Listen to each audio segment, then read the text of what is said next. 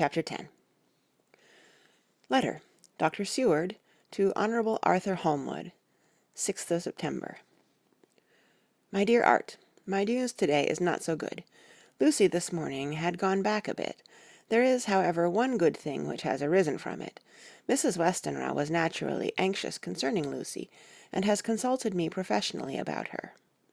I took advantage of the opportunity, and told her that my old master, Van Helsing, the great specialist, was coming to stay with me, and that I would put her in his charge conjointly with myself. So now we can come and go without alarming her unduly, for a shock to her would mean sudden death, and this, in Lucy's weak condition, might be disastrous to her. We are hedged in with difficulties, all of us, my poor old fellow, but, please God, we shall come through them all right. If any need, I shall write, so that, if you do not hear from me, take it for granted that I am simply waiting for news. In haste, yours ever, John Seward. Dr. Seward's Diary, 7th of September. The first thing Van Helsing said to me when we met at Liverpool Street was, "Have you said anything to our young friend, the lover of her?" "No," I said. "I waited till I had seen you, as I said in my telegram. I wrote him a letter simply telling him that you were coming, as Miss Westenra was not so well, and that I should let him know if need be." "Right, my friend," he said, "quite right. Better he not know as yet. Perhaps he shall never know. I pray so, but if it be needed, then he shall know all. And, my good friend John, let me caution you. You deal with the madmen. All men are mad in some way or the other, and inasmuch as you deal discreetly with your madmen, so deal with God's madmen too, the rest of the world. You tell not your madmen what you do, nor why you do it. You tell them not what you think. So you shall keep knowledge in its place, where it may rest, where it may gather its kind around it, and breed. You and I shall keep as yet what we know here, and here." He touched me on the heart and on the forehead, and then touched himself the same way. "I have for myself thoughts at the present. Later I shall unfold to you." "Why not now?" I asked. "It may do some good. We may arrive at some decision." He stopped and looked at me and said, "My friend John, when the corn is grown, even before it has ripened, while the milk of its mother earth is in him, and the sunshine has not yet begun to paint him with his gold, the husbandman he pull the ear, and rub him between his rough hands, and blow away the green chaff, and say to you, 'Look, he's good corn, he will make a good crop when the time comes.'" I did not see the application, and told him so. For reply he reached over and took my ear in his hand, and pulled it playfully, as he used long ago to do at lectures, and said, "The good husbandman tell you so then because he knows, but not till then. But you do not find the good husbandman dig up his planted corn to see if he grow. That is for the children who play at husbandry, and not for those who take it as of the work of their life. See you now, friend John? I have sown my corn, and nature has her work to do in making it sprout, if he sprout at all, there's some promise. And I wait till the ear begins to swell." He broke off, for he evidently saw that I understood. Then he went on, and very gravely, "You were always a careful student, and your case-book was ever more full than the rest. You were only student then, now you are master, and I trust that good habit have not fail. Remember, my friend, that knowledge is stronger than memory, and we should not trust the weaker. Even if you have not kept the good practice, let me tell you that this case of our dear Miss is one that may be, mind, I say may be, of such interest to us and others that all the rest may not make him kick the beam, as your people say. Take then good note of it. Nothing is too small. I counsel you, put down in record even your doubts and surmises. Hereafter it may be of interest to you to see how true you guess. We learn from failure, not from success." When I described Lucy's symptoms, the same as before, but infinitely more marked, he looked very grave, but said nothing. He took with him a bag in which there were many instruments and drugs, "the ghastly paraphernalia of our beneficial trade," as he once called, in one of his lectures, the equipment of a professor of the healing craft. When we were shown in, Mrs. Westenra met us. She was alarmed, but not nearly so much as I expected to find her. Nature, in one of her beneficent moods, has ordained that even death has some antidote to its own terrors. Here, in a case where any shock may prove fatal, matters are so ordered that, from some cause or other, the things not personal, even the terrible change in her daughter, to whom she is so attached, do not seem to reach her. It is something like the way Dame Nature gathers round a foreign body an envelope of some insensitive tissue, which can protect from evil that which it would otherwise harm by contact. If this be an ordered selfishness, then we should pause before we condemn anyone for the vice of egoism, for there may be deeper root for its causes than we have knowledge of. I used my knowledge of this phase of spiritual pathology, and laid down a rule that she should not be present with Lucy, or think of her illness more than was absolutely required. She assented readily, so readily that I saw again the hand of nature fighting for life. Van Helsing and I were shown up to Lucy's room. If I was shocked when I saw her yesterday, I was horrified when I saw her today. She was ghastly, chalkily pale. The red seemed to have gone even from her lips and gums, and the bones of her face stood out prominently. Her breathing was painful to see or hear. Van Helsing's face grew set as marble, and his eyebrows converged till they almost touched over his nose. Lucy lay motionless, and did not seem to have strength to speak, so for a while we were all silent. Then Van Helsing beckoned to me, and we went gently out of the room. The instant we had closed the door, he stepped quickly along the passage to the next door, which was open. Then he pulled me quickly in with him and closed the door. "My God!" he said, "this is dreadful. There is no time to be lost. She will die for sheer want of blood to keep the heart's action as it should be. There must be transfusion of blood at once. Is it you or me?" "I am younger and stronger, Professor. It must be me." "Then get ready at once. I will bring up my bag. I am prepared." I went downstairs with him, and as we were going there was a knock at the hall door. When we reached the hall, the maid had just opened the door, and Arthur was stepping quickly in. He rushed up to me, saying in an eager whisper, "Jack, I was so anxious. I read between the lines of your letter, and have been in an agony. The dad was better, so I ran down here to see for myself. Is not that gentleman Dr. Van Helsing? I am so thankful to you, sir, for coming." When first the professor's eye had lit upon him, he had been angry at his interruption at such a time. But now, as he took in his stalwart proportions, and recognized the strong young manhood which seemed to emanate from him, his eyes gleamed. Without a pause, he said to him gravely as he held out his hand, "Sir, you have come in time. You are the lover of our dear Miss. She is bad, very, very bad. Nay, my child, do not go like that." For he suddenly grew pale and sat down in a chair, almost fainting. "You are to help her. You can do more than any that live, and your courage is your best help." "What can I do?" asked Arthur hoarsely. "Tell me, and I shall do it. My life is hers, and I would give the last drop of blood in my body for her."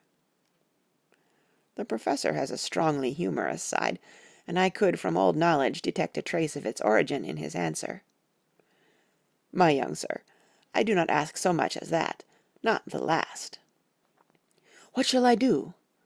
There was fire in his eyes, and his open nostril quivered with intent. Van Helsing slapped him on the shoulder. "Come," he said, "you are a man, and it is a man we want. You are better than me, better than my friend John." Arthur looked bewildered, and the professor went on by explaining in a kindly way.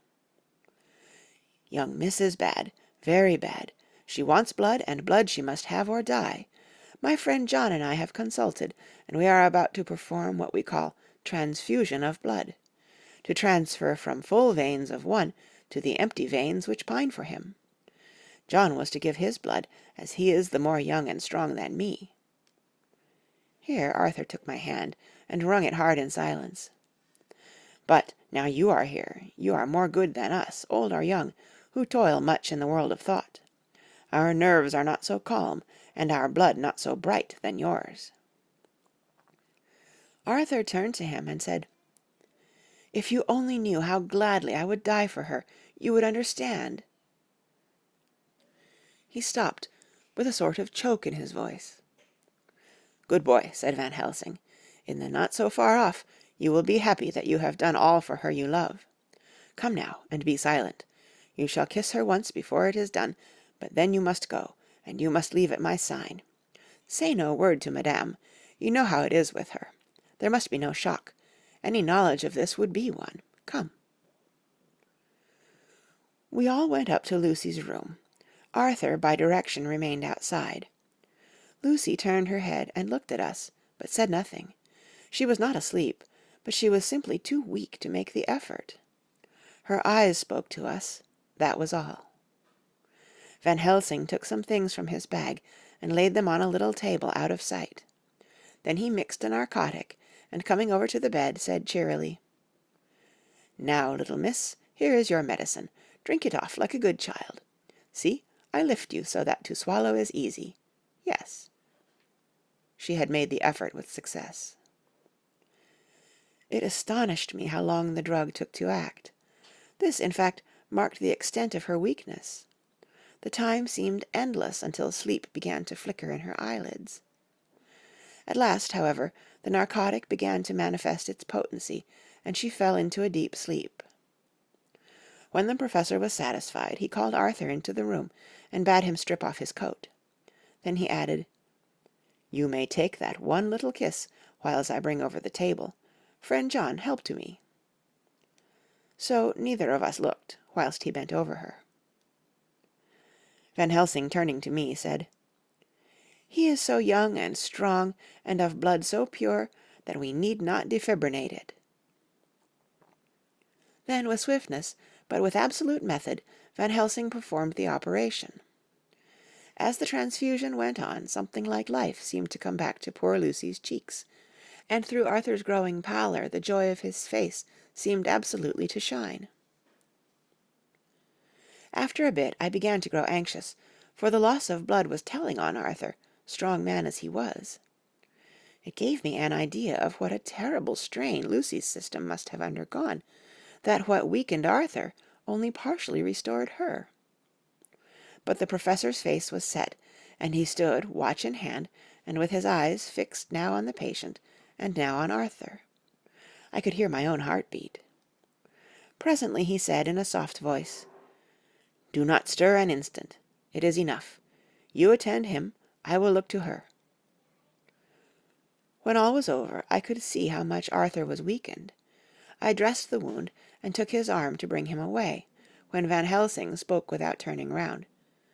The man seems to have eyes in the back of his head. "The brave lover, I think, deserve another kiss, which he shall have presently." And as he had now finished his operation, he adjusted the pillow to the patient's head. As he did so, the narrow black velvet band, which she seems always to wear round her throat, buckled with an old diamond buckle which her lover had given her, was dragged a little up, and showed a red mark on her throat. Arthur did not notice it, but I could hear the deep hiss of indrawn breath, which is one of Van Helsing's ways of betraying emotion. He said nothing at the moment, but turned to me, saying, "Now take down our brave young lover, give him of the port wine, and let him lie down a while. He must then go home and rest, sleep much and eat much, that he may be recruited of what he has so given to his love. He must not stay here. Hold, a moment. I may take it, sir, that you are anxious of result. Then bring it with you that in all ways the operation is successful. You have saved her life this time, and you can go home and rest easy in mind that all that can be is. I shall tell her all when she is well. She shall love you none the less for what you have done. Good-bye." When Arthur had gone, I went back to the room. Lucy was sleeping gently, but her breathing was stronger. I could see the counterpane move as her breast heaved. By the bedside sat Van Helsing, looking at her intently. The velvet band again covered the red mark. I asked the professor in a whisper, "What do you make of that mark on her throat?" "What do you make of it?" "I have not examined it yet," I answered, and then and there proceeded to loose the band. Just over the external jugular vein there were 2 punctures, not large, but not wholesome looking.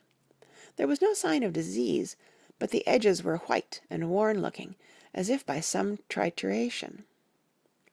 It at once occurred to me that this wound, or whatever it was, might be the means of that manifest loss of blood, but I abandoned the idea as soon as formed, for such a thing could not be. The whole bed would have been drenched to a scarlet with the blood which the girl must have lost to leave such a pallor as she had before the transfusion. "Well?" said Van Helsing. "Well," said I can make nothing of it." The professor stood up. "I must go back to Amsterdam tonight," he said. "There are books and things there which I want. You must remain here all the night, and you must not let your sight pass from her." "Shall I have a nurse?" I asked. "We are the best nurses, you and I. You keep watch all night. See that she is well fed, and that nothing disturbs her. You must not sleep all the night. Later on we can sleep, you and I.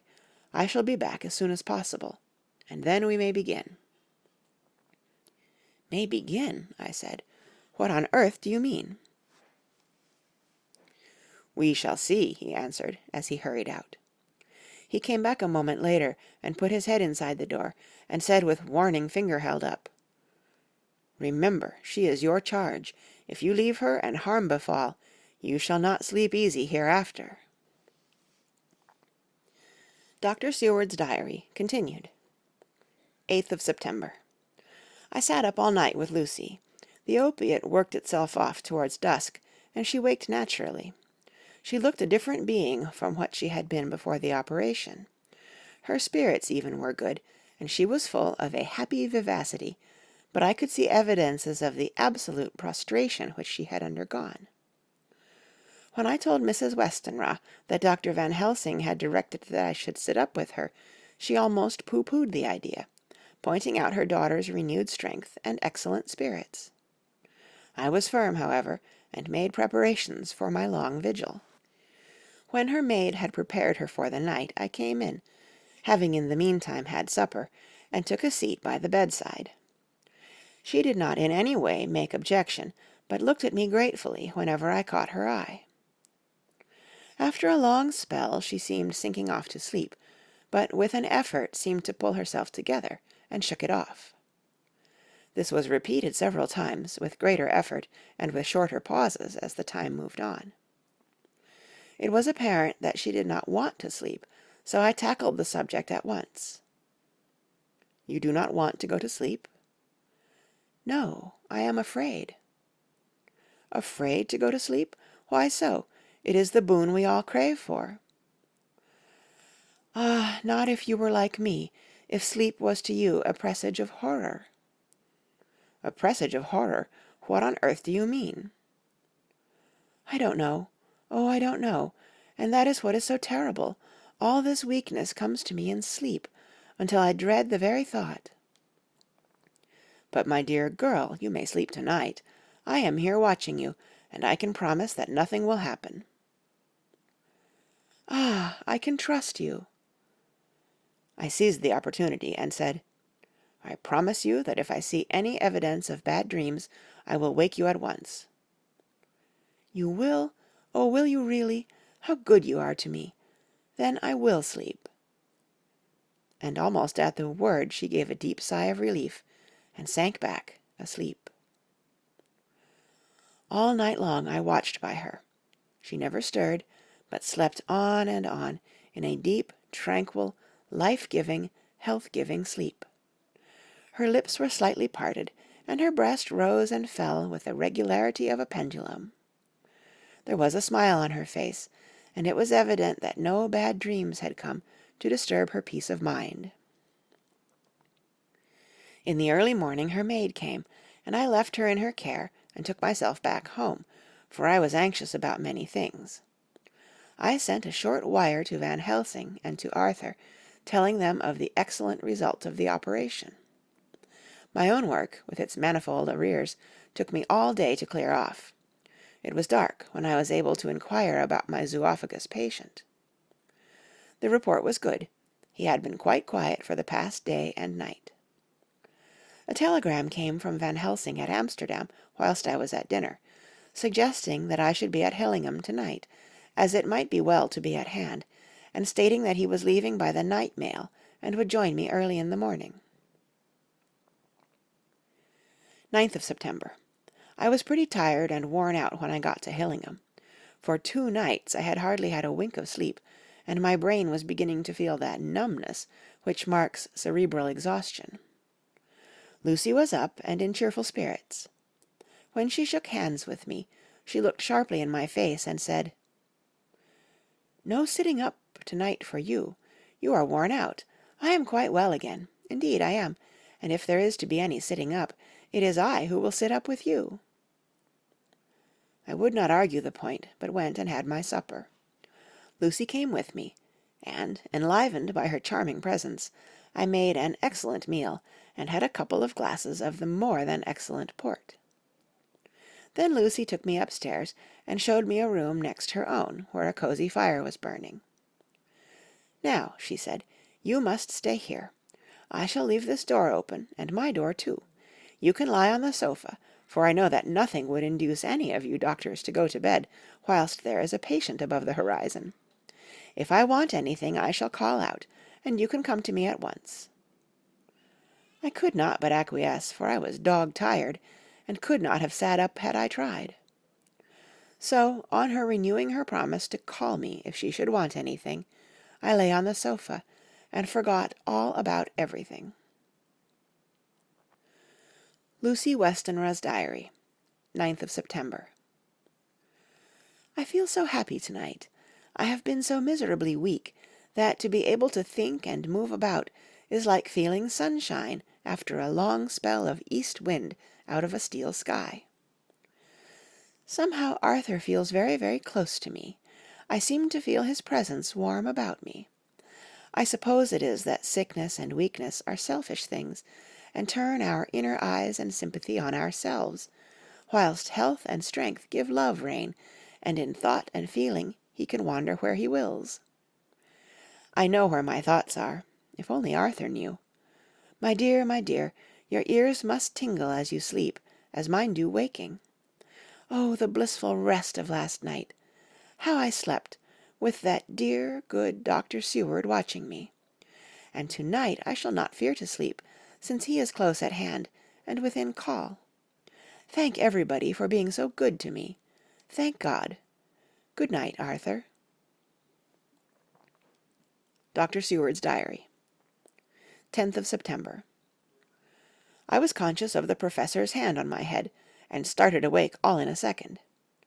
That is one of the things that we learn in an asylum, at any rate. "And how is our patient?" "Well, when I left her, or rather when she left me," I answered. "Come, let us see," he said, and together we went into the room. The blind was down, and I went over to raise it gently, whilst Van Helsing stepped, with his soft cat-like tread, over to the bed. As I raised the blind, and the morning sunlight flooded the room, I heard the professor's low hiss of inspiration, and, knowing its rarity, a deadly fear shot through my heart. As I passed over, he moved back, and his exclamation of horror, "Gott im Himmel!" needed no enforcement from his agonized face. He raised his hand and pointed to the bed, and his iron face was drawn and ashen white. I felt my knees begin to tremble. There, on the bed, seemingly in a swoon, lay poor Lucy, more horribly white and wan-looking than ever. Even the lips were white, and the gums seemed to have shrunken back from the teeth, as we sometimes see in a corpse after a prolonged illness. Van Helsing raised his foot to stamp in anger, but the instinct of his life and all the long years of habit stood to him, and he put it down again softly. "Quick," he said, "bring the brandy." I flew to the dining-room and returned with the decanter. He wetted the poor white lips with it, and together we rubbed palm and wrist and heart. He felt her heart, and after a few moments of agonizing suspense said, "It is not too late. It beats, though but feebly. All our work is undone. We must begin again. There is no young Arthur here now. I have to call on you yourself this time, friend John." As he spoke he was dipping into his bag and producing the instruments for transfusion. I had taken off my coat and rolled up my shirt-sleeve. There was no possibility of an opiate just at present, and no need of one, and so, without a moment's delay, we began the operation. After a time, it did not seem a short time either, for the draining away of one's blood, no matter how willingly it be given, is a terrible feeling. Van Helsing held up a warning finger. "Do not stir," he said, "but I fear that with growing strength she may wake, and that would make danger, oh, so much danger. But I shall precaution take. I shall give hypodermic injection of morphia." He proceeded then, swiftly and deftly, to carry out his intent. The effect on Lucy was not bad, for the faint seemed to merge subtly into the narcotic sleep. It was with a feeling of personal pride that I could see a faint tinge of color steal back into the pallid cheeks and lips. No man knows, till he experiences it, what it is to feel his own life-blood drawn away into the veins of the woman he loves. The professor watched me critically. "That will do," he said. "Already?" I remonstrated. "You took a great deal more from art." To which he smiled a sad sort of smile, as he replied, "He is her lover, her fiancé. You have work, much work, to do for her and for others, and the present will suffice." When we stopped the operation, he attended to Lucy, whilst I applied digital pressure to my own incision. I laid down, whilst I waited for his leisure to attend me, for I felt faint and a little sick. By and by he bound up my wound, and sent me downstairs to get a glass of wine for myself. As I was leaving the room, he came after me, and half whispered, "Mind, nothing must be said of this. If our young lover should turn up unexpected, as before, no word to him. It would at once frighten him and enjealous him too. There must be none. So." When I came back, he looked at me carefully, and then said, "You are not much the worse. Go into the room and lie on your sofa and rest a while, then have much breakfast, and come here to me." I followed out his orders, for I knew how right and wise they were. I had done my part, and now my next duty was to keep up my strength. I felt very weak, and in the weakness lost something of the amazement at what had occurred. I fell asleep on the sofa, however, wondering over and over again how Lucy had made such a retrograde movement, and how she could have been drained of so much blood, with no sign anywhere to show for it. I think I must have continued my wonder in my dreams, for, sleeping and waking, my thoughts always came back to the little punctures in her throat, and the ragged, exhausted appearance of their edges, tiny though they were. Lucy slept well into the day, and when she woke she was fairly well and strong, though not nearly so much so as the day before. When Van Helsing had seen her, he went out for a walk, leaving me in charge, with strict injunctions that I was not to leave her for a moment. I could hear his voice in the hall, asking the way to the nearest telegraph office. Lucy chatted with me freely, and seemed quite unconscious that anything had happened. I tried to keep her amused and interested. When her mother came up to see her, she did not seem to notice any change whatever, but said to me gratefully, "We owe you so much, Dr. Seward, for all you have done, but you really must now take care not to overwork yourself. You are looking pale yourself. You want a wife to nurse and look after you a bit, that you do." As she spoke, Lucy turned crimson, though it was only momentarily, for her poor wasted veins could not stand for long such an unwonted drain to the head. The reaction came in excessive pallor as she turned imploring eyes on me. I smiled and nodded and laid my finger on my lips. With a sigh, she sank back amid her pillows. Van Helsing returned in a couple of hours, and presently said to me, "Now, you go home, and eat much and drink enough. Make yourself strong. I stay here tonight, and I shall sit up with little miss myself. You and I must watch the case, and we must have none other to know. I have grave reasons. No, do not ask them. Think what you will. Do not fear to think even the most not probable. Good night." In the hall, 2 of the maids came to me, and asked if they or either of them might not sit up with Miss Lucy. They implored me to let them, and when I said it was Dr. Van Helsing's wish that either he or I should sit up, they asked me quite piteously to intercede with the "foreign gentleman." I was much touched by their kindness. Perhaps it is because I am weak at present, and perhaps because it was on Lucy's account that their devotion was manifested, for over and over again have I seen similar instances of woman's kindness. I got back here in time for a late dinner, went my rounds, all well, and set this down whilst waiting for sleep. It is coming. 11th of September. This afternoon I went over to Hillingham, found Van Helsing in excellent spirits, and Lucy much better. Shortly after I had arrived, a big parcel from abroad came for the Professor. He opened it with much impressment, assumed, of course, and showed a great bundle of white flowers. "These are for you, Miss Lucy," he said. "For me? Oh, Dr. Van Helsing." "Yes, my dear, but not for you to play with. These are medicines." Here Lucy made a wry face. "Nay, but they are not to take in a decoction or in nauseous form, so you need not snub that so charming nose, or I shall point out to my friend Arthur what woes he may have to endure in seeing so much beauty that he so loves so much distort. Aha, my pretty miss, that bring the so nice nose all straight again. This is medicinal, but you do not know how. I put him in your window, I make pretty wreath, and hang him round your neck, so that you sleep well. Oh yes, they like the lotus flower, make your trouble forgotten. It smells so like the waters of Lethe, and of that fountain of youth that the conquistadores sought for in the Floridas, and find him all too late." Whilst he was speaking, Lucy had been examining the flowers and smelling them. Now she threw them down, saying, with half laughter, half disgust, "Oh, Professor, I believe you are only putting up a joke on me. Why, these flowers are only common garlic."